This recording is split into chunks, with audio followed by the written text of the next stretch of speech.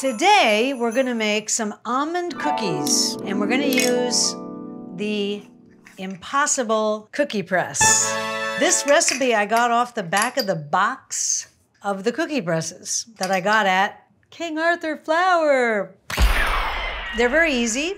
The pressing is not very easy, but they're easy enough for government work, okay? This is 12 tablespoons of butter. They want you to use confectioner's sugar. I wouldn't do that. I'm using Baker's Special, which is castor sugar. It's 1 cup. Here we go in with the sugar. 1 cup. If you buy those little tiny containers of castor sugar, buy this sugar. It's in a huge 3-pound bag. It's awesome.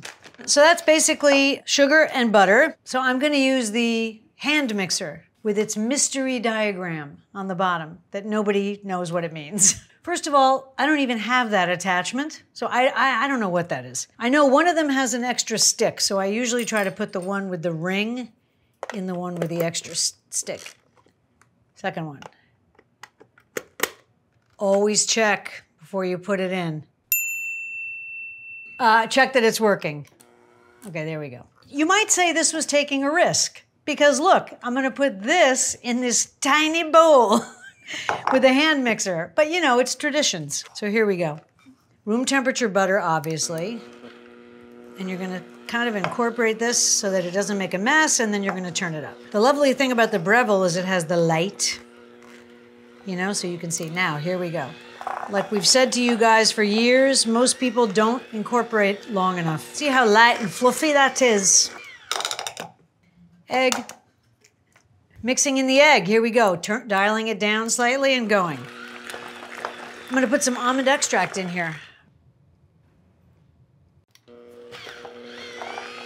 So you're gonna let this dough rest at least 1 hour in the refrigerator. Here comes the amusing part. This should be pretty funny.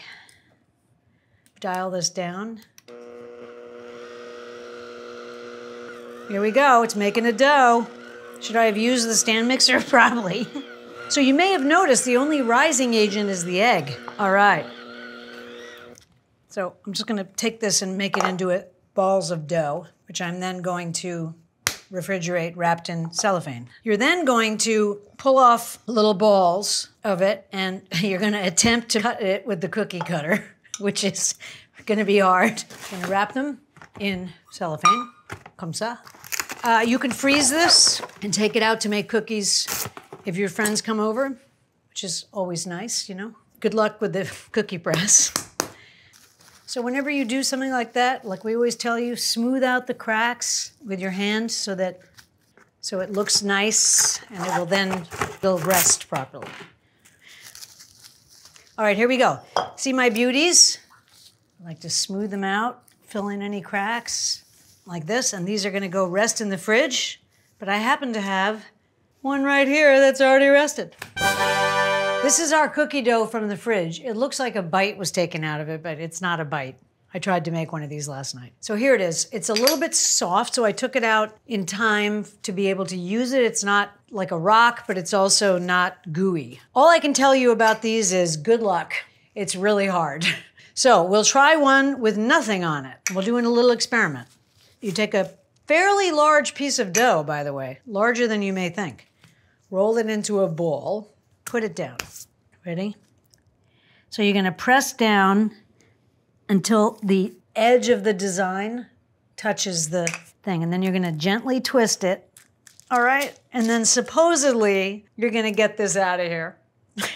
Okay? So this is what I did last night, and it sort of worked. So I made it come off a little bit, and then I went like this, and it came out. But it broke, see? Not easy, but we'll use that one. All right, now we're gonna do an experiment. Let's try it with a little bit of spray, all right? Okay, press down. Good luck.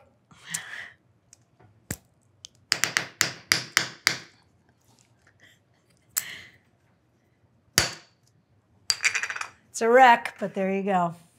Now we're gonna try one with spray and flour. Spray and flour.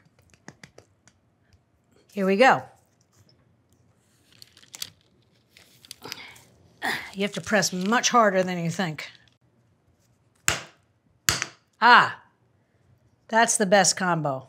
That's the best. Look at that. Cute. Let me just make a couple more and we'll put them in the oven. See what happens.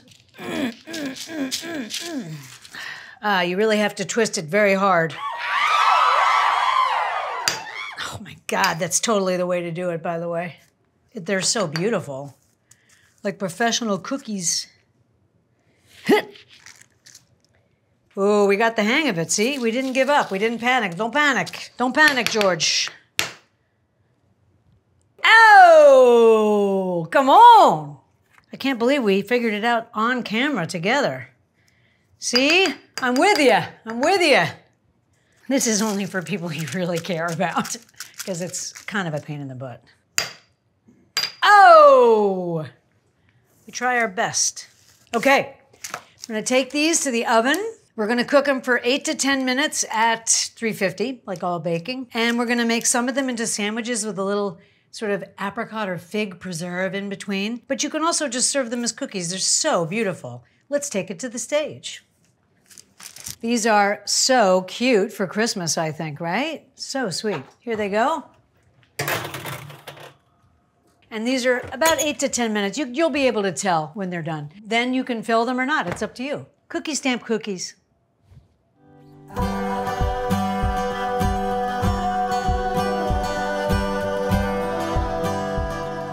The cookies are ready. They're very delicato and white. Beautiful. Look at that. Oh, they smell divine. I love almond flavor things. Pretty nice. They don't really brown, but I guess you could brown them if you wanted. This one has a tinge of brown, but they're cooked, definitely. Okay, leave them here to set a little bit and then we'll see what we can do. Cookies. I think these came out rather nice. We're gonna try and make a sandwich. They seem fairly sturdy yet delicate. So I think we're gonna try to make a sandwich using this shape, okay? This is fig jam, very beautiful consistency. We were just discussing that in every fig, there is a dead wasp, or there was a dead wasp. I saw that on Below Deck. It's amazing what you can learn. Okay, here we go. I'm gonna try to paint this in a nice way. It's a bit chunky-like. I'm actually gonna remove this chunk. Cute. Oh my God, how cute is that? You guys, look at that, so cute. This is not the right jam. I'm looking for the sort of looser parts of this jam. There you go. This is more like for cheese or something, but it tastes yummy. Even the wasps. You can use any kind of jam, apricot jam, cherry jam, and then you can have these, you can have some that are filled and some aren't. You can fill them all, but I think that's rather delightful.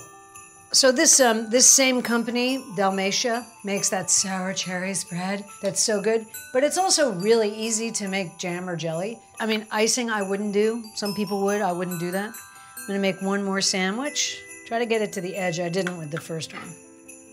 Then you kind of squodge it down so you can see the jam. Gorgeous Christmas cookie, right? Christmas, what a combo.